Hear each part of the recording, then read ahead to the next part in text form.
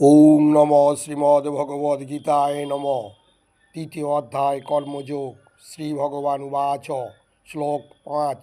নহি কচ্চিতি ঘনম অপি জাতু তিষ্ঠতি অকর্মকৃৎ কার্যতে হি অবশ কর্ম সব প্রকৃতি যে গুণে।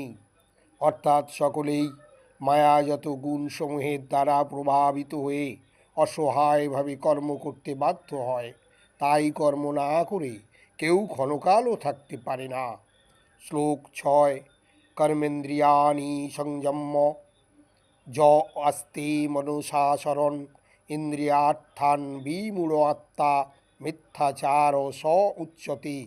অর্থাৎ পরমেশ্বর ভগবান শ্রীকৃষ্ণ বললেন, যে ব্যক্তি পঞ্চকর্মেন্দ্রিয় সংযত করে ও মনে মনে শব্দরস আদি ইন্দ্রিয়ই বিষয়গুলি স্মরণ করে, সেই মূঢ় অবশ্যই নিজেকে বিভ্রান্ত করে এবং তাকে মিথ্যাচারী ভণ্ড বলা হয়ে থাকে।